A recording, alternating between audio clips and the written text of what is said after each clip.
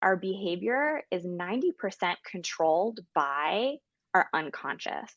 That's Mhm. our brain and our nervous system. A lot of us grow up not talking about emotional intelligence in families. We're not learning it in school. We don't learn the language of emotions or body sensations.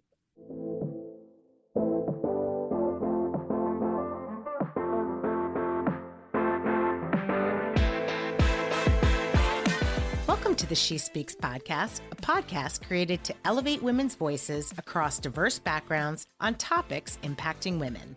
I'm your host, Eliza Freud, founder and CEO of She Speaks. Each week, I have a conversation with a woman expert who shares her best how-to advice on a topic so we can learn how to better do that one thing from a woman who's been there and done that. Our hope is that these conversations help you feel more inspired to speak up and be heard in your own life and work. Now, on to the episode. Welcome back to the show. Hope you're all having a great week so far. I have a great episode for you today. Today we have Dr. Justine Grosso, who is a psychologist. She's a wellness speaker and the creator of the very popular Instagram account called Hey Dr. Justine. Dr. Justine Grosso specializes in the intersection of mind and body connection to trauma and relationships. She in particular is dedicated to helping women overcome anxiety and a lot of the other things we do, like people pleasing, so that we can have the kind of life we want and the kind of relationships we want. Dr. Grosso has advanced training from Duke University Medical Center, and she is on with me today talking about one, how do you know if you've suffered from a trauma? What are the signs of it? What are the symptoms of it? And this can be a life-threatening experience. It could be something that is perceived as a life-threatening experience, but there are multiple ways that we react to trauma. So we talk about that. And we talk about more about what is called hyperarousal, which is fight or flight, as well as the hypoarousal state, which is the freeze state. So it's fight, flight, or freeze. I know we've covered this in the past, but we talk more about the fight or flight part as well as the freeze part, which is actually called fawn response, and what that means: the fear of conflict, the fear of being assertive, the fear of saying no, which many women suffer from. And we talk about what the impact is on us, how it leads to anxiety and depression, and what we can do about it. So it's a great episode, jam-packed with, I think, really great advice from Dr. Justine Grosso. So with that, we're going to jump right into it. Here we go. Dr. Justine Grosso, welcome to the show. Hi, thanks for having me. I'm looking forward to our chat because you are immersed in topics that are very high on the list of things that our community cares about and wants to talk about. So, why don't we start with, maybe you can give just a little bit of your background as a psychologist, how you got into the field you're in, and then we'll go into talking about some of the other specifics. Right. So, probably not a surprise to many, the personal is also professional. And this really, for me, began as a teenager. I experienced anxiety and depression. At the time, I was in a emotionally abusive, manipulative relationship that really impacted me. Mhm. And around that time, I reached out for help and started therapy, which was amazing for me. It helped me feel Mhm. less alone and it helped me build my confidence. And simultaneously, during that time, I was working for my high school newspaper as a writer and getting to interview people who had survived the Holocaust, who had Mhm. survived the Cambodian genocide. And so the personal experience, the experience with having the honor to learn about these people's trauma stories Mhm. led me to be very curious about myself, about the Mhm. human condition, about Mhm. how humans can experience these stressful events Mm. that are sometimes just a one time event, sometimes chronic, and Mhm. come out the other side with a sense of meaning and purpose and resilience. I love that you had that opportunity because I think it's interesting. One of my daughters actually did a program in her school where they talked to Holocaust survivors in particular, and it absolutely changed her perspective about what it means to live with something that you've been through that is that traumatic. And in thinking today about how we think about trauma, I know this is your area of expertise, but can you talk a little bit about the difference? Because we now say everything is traumatic. I feel like there's a lot of conversation about trauma. Can you Hmm. talk a little bit about what is trauma and how do you know if you've had a traumatic experience? Sure. Yes. So, there's a couple ways to look at it and a little bit of history that goes into it. One way to enter into this conversation is just understanding diagnosis. Mm. Psychologists, psychiatrists use a system called the Diagnostic and Statistical Manual of Mental Disorders, Mhm. DSM-5. And this is a diagnostic syndrome based approach to understanding symptoms. So, in that book, we have the diagnosis of PTSD and Mm, post traumatic stress disorder. The criteria for meeting PTSD, it includes a specific event that was life threatening to yourself or to someone else. mm, There's feelings of helplessness and horror. And that is a very useful system. It could be really helpful to give someone a diagnosis to help them understand their experience. At the mhm. same time, the field of trauma, especially when we look at relational trauma, attachment trauma, and how the brain works and how the body works, is so much bigger. So, Yeah. another way to understand trauma outside of PTSD is not so much about the event that happened to you as much Mhm. as it is how your mind and body were impacted. And I specialize in somatic psychotherapy. So, somatic, refers to the body. And we Mhm. bring the body into the conversation because we know from neuroscience research, neurobiology, that really scary experiences, whether it's a life threatening experience or an experience that slowly erodes our sense of self trust, safety, intimacy, empowerment, these can impact our brain and our body in a really negative way. In particular, it can put us into a fight, flight, freeze, or fawn response. And the important thing to know about these neurobiological responses is that they're automatic. They happen below our conscious awareness. They happen in the body, right? We have our brain and our autonomic nervous system just doing its thing behind the scenes to keep us alive. So the nervous system evolved to help us survive. So back in the day, it was like if a lion is chasing us, we need to either be prepared to fight the lion, flee, book it out of there, or freeze, play dead so that the lion is not interested in us. And so these responses happen at the time of a traumatic event, whether it's life threatening, whether it's emotional abuse, emotional neglect, and try to help us survive. And what ends up happening is if we go into overwhelm and a freeze response, our nervous system gets stuck. And people live with symptoms of PTSD, complex PTSD, anxiety, depression, chronic pain Mm. until they find a way to complete the stress response that needed to happen, right? So if we Wow. froze at the time of a trauma, oftentimes through therapy, through somatic work, we need to find a way to re-engage that healthy fight, right? Because if someone's attacking us and we freeze, we at that point in time, our fight response and our flee response go offline. So it's through somatic work, through trauma work, that we find how to bring our nervous system back into healthy functioning where we're not just stuck in fight or flight or freeze or fawn. What are the physical implications of being stuck? Yeah, a helpful framework here is called the window of tolerance by Okay. Dan Siegel. Mhm. A healthy nervous system is considered being in our window of tolerance. You can think of it like a river. When we're flowing in the river, our bodies feel at ease, calm, open. We're curious about other people. We smile, we talk, we use our voice to connect. And there's a lot of there's harmony in the body. If Mhm. we jump outside of the window of tolerance, this is now going from the flow of the river water to one bank, right? Out of the river.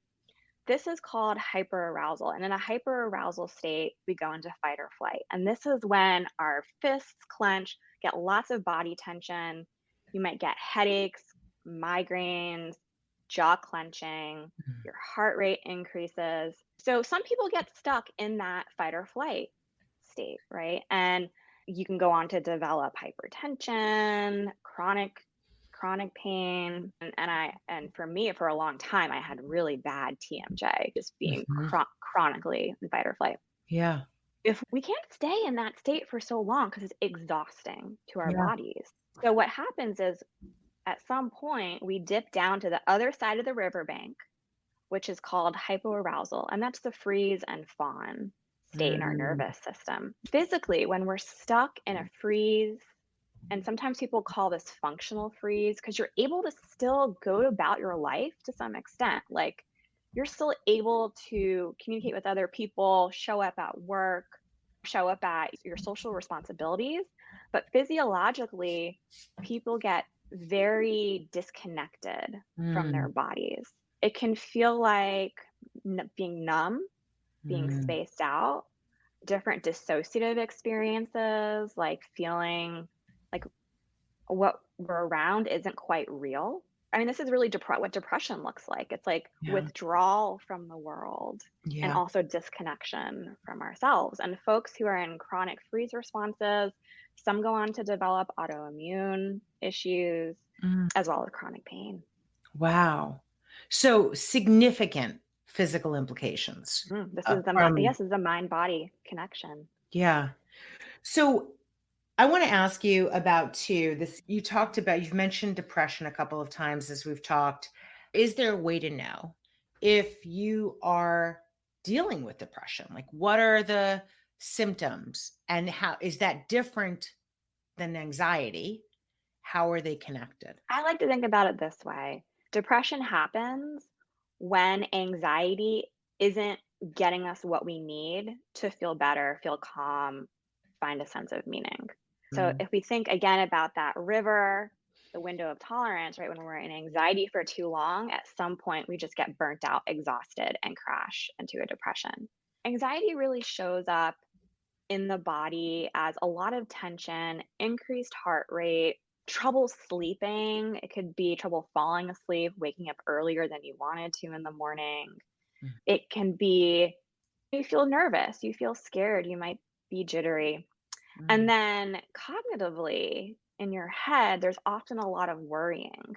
Yeah. And worrying is when we're usually projecting ourselves into the future, thinking about anticipating how we can keep ourselves safe and what we need to do to stay prepared and how we can plan ahead. But usually, this is something we can't control because we're not there yet. And so, when we keep going up into our head and worrying over and over again, we get disconnected from our body signals. So, we might not pay attention to hunger cues. So, we might lose weight, lose our Mhm. appetite.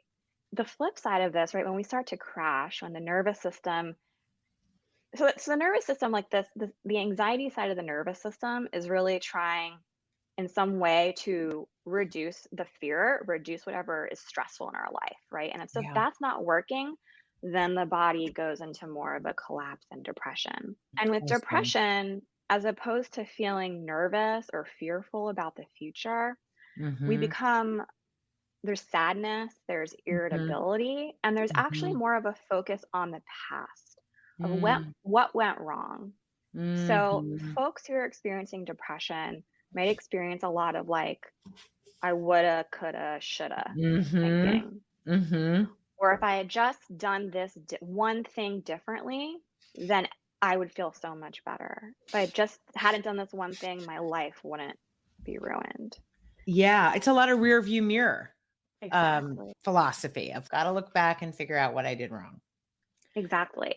That could be helpful to anxiety and rumination can be helpful to a certain extent. Like with anxiety, we need to be able to think about the future. We need to be able Yes. to make a plan for ourselves and set Right. goals for ourselves to some extent. Mhm. But there's a certain point where it's okay, I have the plan.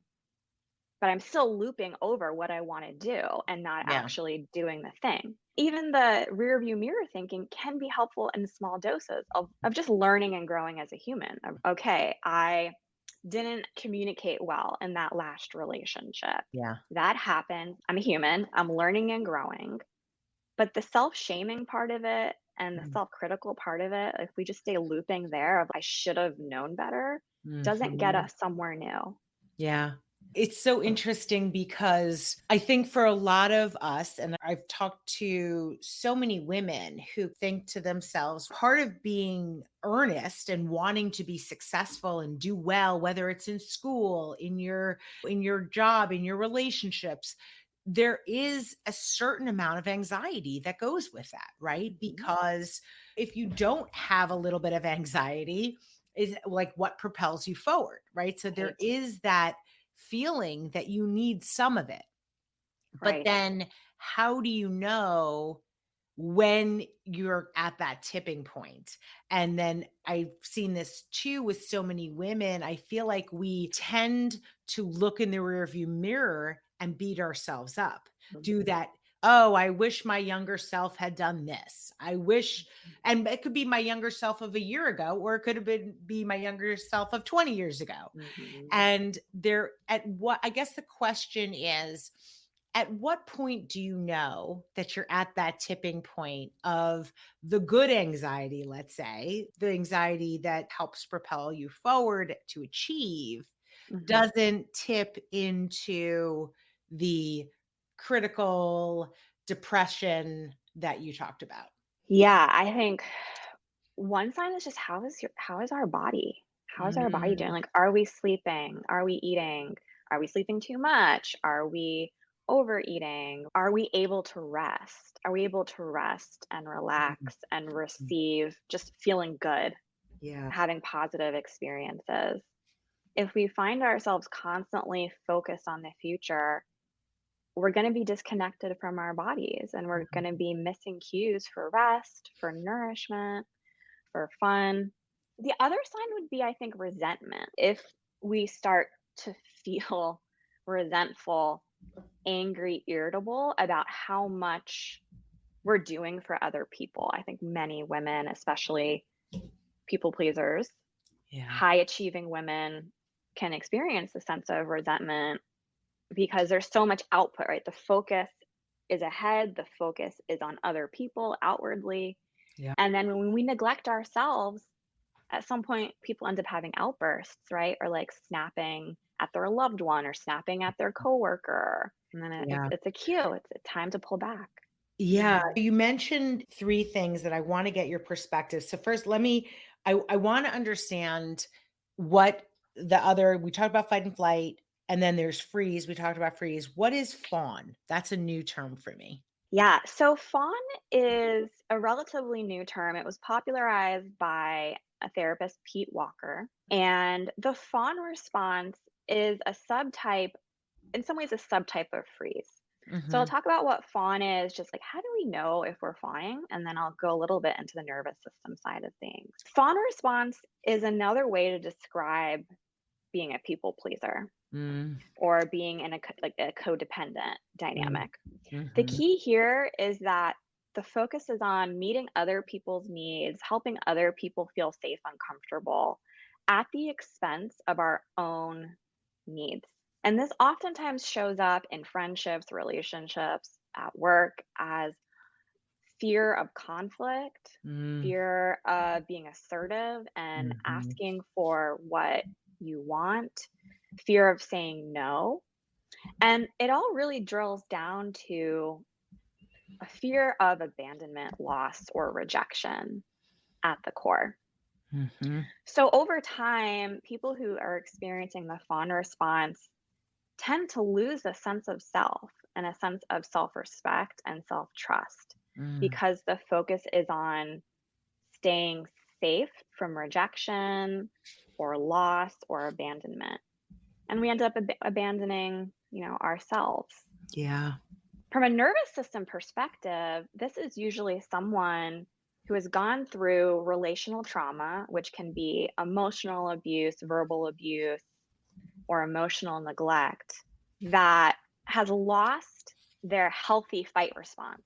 Yeah. A healthy fight response is our ability to be like, "Oh, this isn't working for me." To be like to check in with ourselves and be like, "No, this does not work for me." And feel empowered enough to have an assertive conversation with whoever has hurt or harmed us. Hmm. Yeah. And so we lose the healthy fight. It goes offline. We go into more of the freeze side of things where we're just disconnected from our assertiveness and from our power.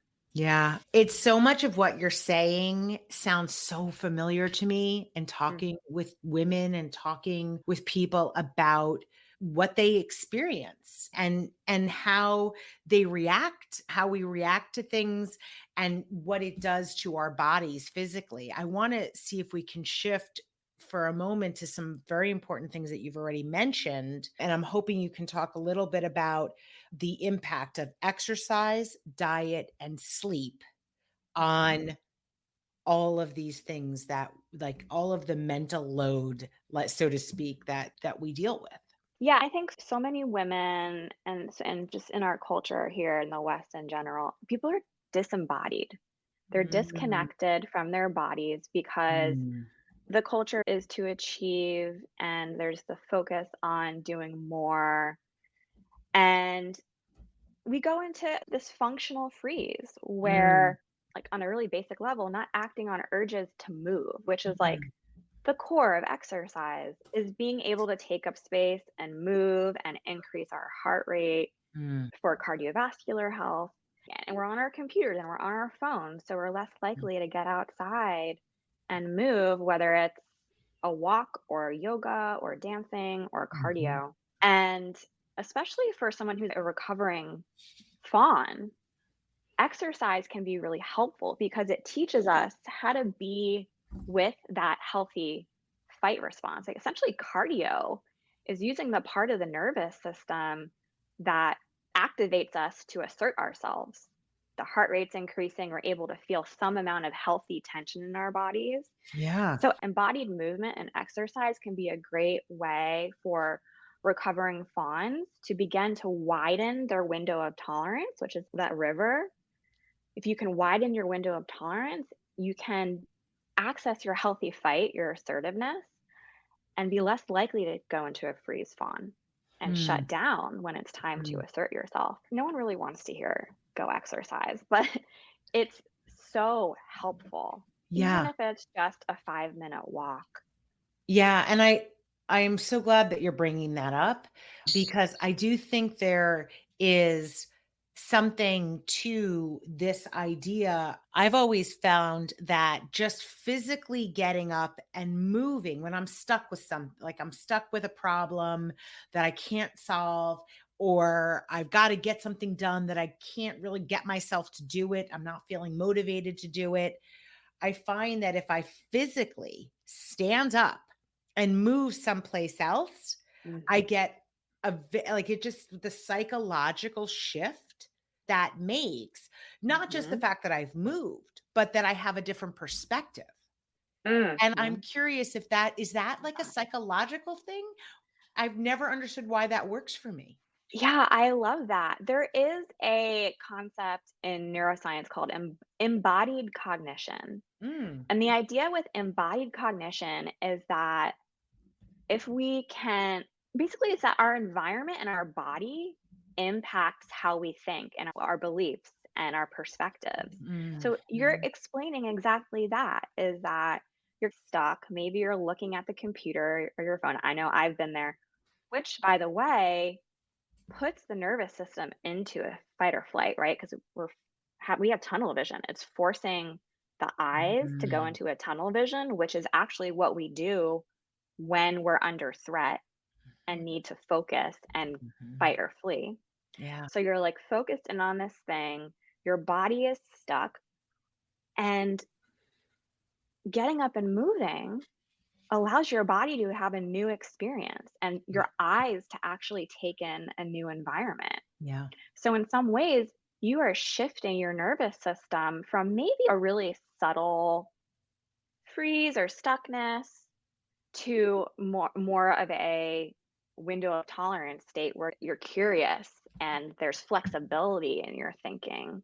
Yeah. So that's wonderful. It's the idea here is that in traditional psychotherapy like CBT, there's a lot of focus on changing thoughts and challenging thoughts, and that could be really helpful. But the truth is that our behavior is 90% controlled by our unconscious. That's Mhm. our brain and our nervous system.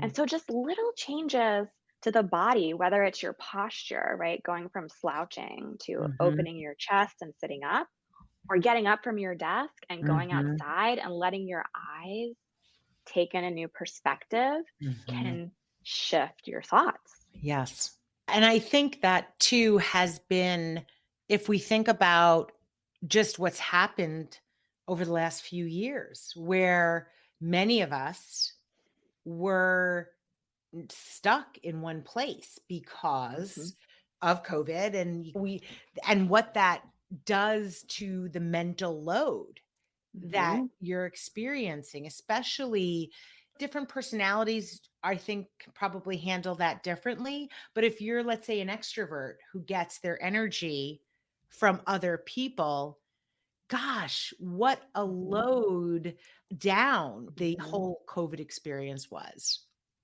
Yeah, there are so many implications for the nervous system from the pandemic and the social distancing. Yeah, there's like the extrovert who really relies on other people for soothing, for like co regulation, is what we call it Mm, in somatic work, is the ability to soothe our own emotions by being around other people. yeah, And if they're validating and understanding and safe people, that can help yeah, us calm down. But with the pandemic, it's our nervous system is like, okay, there's a threat. Other people become a threat yeah. if you're afraid of getting sick, right? And Wow. this puts the nervous system into a really wonky place where it's I need this person, right? I need connection to help Mm, me stay regulated, but also mhm, the connection is a threat. And so that makes me want mhm. to avoid or shut down. And so for people who have had relational trauma, the pandemic actually in some ways reinforced Yeah. the push pull. Yeah, I have never thought about it in that way. I am so glad that you just said that because it just a light bulb went off for me because I have talked to so many people about this issue of how COVID being like, especially a lot of business people, like you're used to flying here and there, you get that innovation. If you are looking for creative ideas, right? Mhm, It is a big part of that is being out and about. And when you don't mhm, get that opportunity and you're a person who, as you said, when other people become a threat, whereas when in normal circumstances, those people are soothing to you, right? One of the questions I was just about to ask you is how can you calm your nervous system when you're in panic mode? And I'm guessing it's different for different types of people. But if you're mhm, an extrovert, maybe being around other people is a mhm. way to calm that. Is it about understanding who you are and what works for you in terms of what will calm you when you are in that panicked mode? Absolutely. Yeah. Knowing, first off, is just like knowing what state am I in right now? Am I in Mm, more of a panic, fight, flight, or am I in more of a freeze, shut down, dissociated state? Because mhm, depending on what state our nervous system is in, we might need different things. And yeah, we can look at this two ways. We can look at, is co-regulation going to help, right? Which is reaching out to someone else. And it's mm. basically borrowing their nervous system. Yeah. So if someone else is calm and we're panicking, they can hold our hand, they can coach us to breathe, they can say soothing words to us, right? So we're borrowing their healthy nervous system in that Mm, moment to help mm, regulate. mhm. And we all need that. We all need co-regulation. We are social creatures. We are just wired that way to need other Yeah. people. And another way in is what we call self-regulation or Mhm. self-soothing. And these are Okay. things that we can do if co-regulation isn't available in that moment, if we're solo. So that could look like getting movement in, going for a walk. It could look Mhm. like sticking our face in a bowl of ice water. I will say Mm. talk to your doctor before doing that if you have health issues. Um, But it's great. If you can do it, it is great. It actually activates an evolutionary reflex called the dive reflex that brings our nervous system back to its calmer parasympathetic state. Really? So there is Uh-huh. I've heard people say this, like when you are in a Mhm. panic mode, fill a bowl with ice water and stick your face in it. So Mhm. there is science behind this. For science. I know it sounds wild, but if your doctor approves you for it, it is a fantastic Yeah. way. And you want to do that when things are really hitting the fan, when you're really panicking and you just need something that's going to help you calm down. The Navy SEALs use 4x4 breathing, where you breathe in for 4, hold for 4, exhale for 4, hold for Mhm. 4, and repeat that. Um, but, if you're not in a panic mode, if you're feeling like irritable, jittery, nervous, you can practice mindfulness of your five senses. And Mhm. this is going through things that you can see and describing them, things that you can touch, things that you can Yes. smell, using the five senses, because the five senses get you out of your head. They're like the Mm. present moment, here and now. Can't think Mhm. about the future, you can't think about the past. It Mhm. brings you into the present moment. And then grounding exercises like doing squats. Grounding is about bringing, so when we're more anxious, panicky, and fight or flight, all of our energy is in our upper half of our body. It's like Yeah. shoulders, neck, face, head. Yeah. Grounding helps us bring the energy down to our lower half by, so like Oh. doing squats, giving yourself a foot massage. Yeah, just mindfully walking through the grass. I love this. I am hoping that everyone who's listening has a piece of paper and a pen or has their notes Mhm, app open on their phone so that they can take some mhm. notes because these are great suggestions for how to, if I understand correctly, calm the nervous system when Exactly. we are in these different states. Exactly. Yeah, it's all about bringing ourselves back to that window of tolerance. Mhm. And I always want to give this caveat here. Moving through mind body dysregulation isn't about always being regulated and always being calm. A Yeah. healthy nervous system, we're able to feel some anxiety because anxiety can be helpful, right? Helps us plan, Right. but not go outside the window of tolerance into a fight or Mhm. flight, or Mhm. to return as quickly as we can to the window of Yeah. tolerance.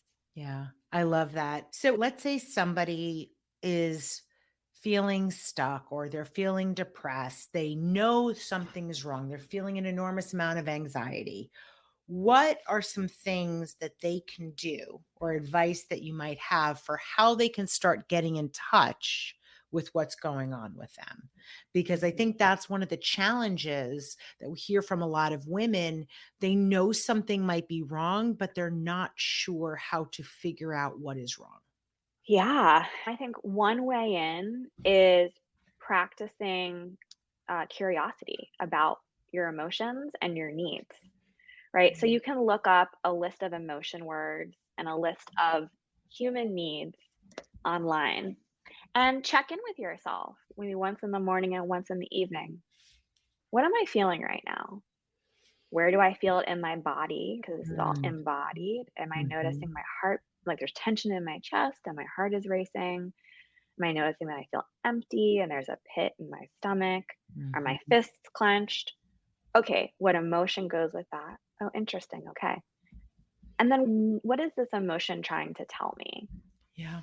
And it's usually something in our life, a relationship, a workplace situation, Mhm. or just how we're relating to ourselves if we're not nourishing ourselves, moving, getting good sleep. And I would track that over time and Yeah. also write down what happened every day. And this is a really great way to build some self awareness, Mhm. get to know yourself, but also look for a pattern Yeah.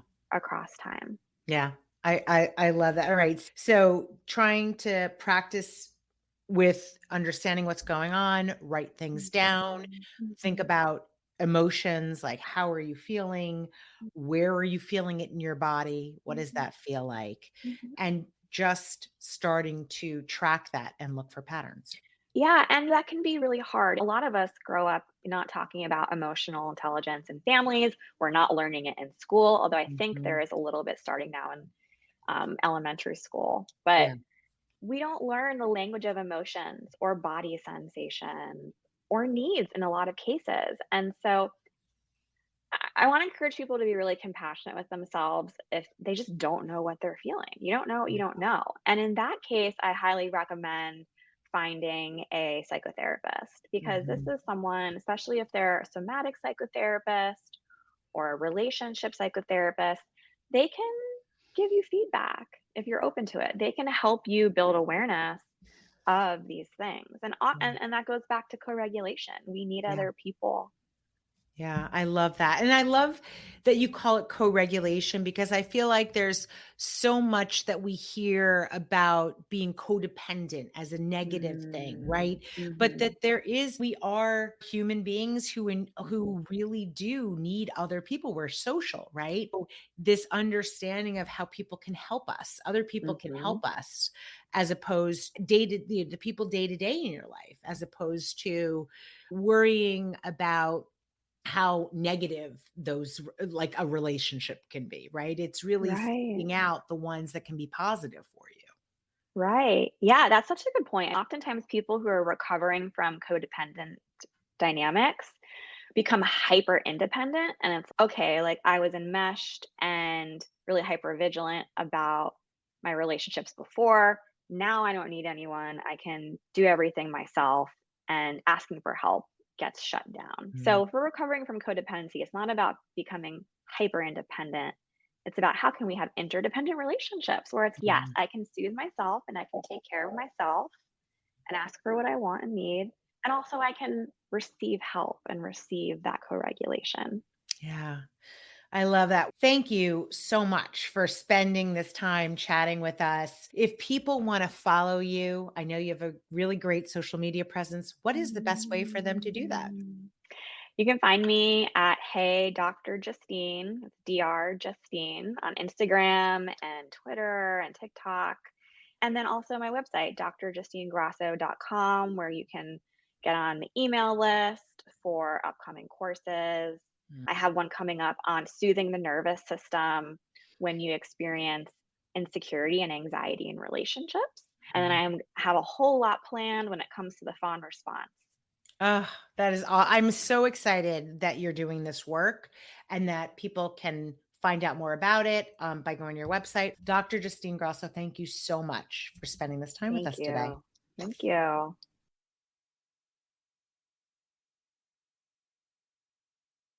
Thank you for listening. If you're an influencer or a brand that wants to work with us, please feel free to email us at info@shespeaks.com. Until next time.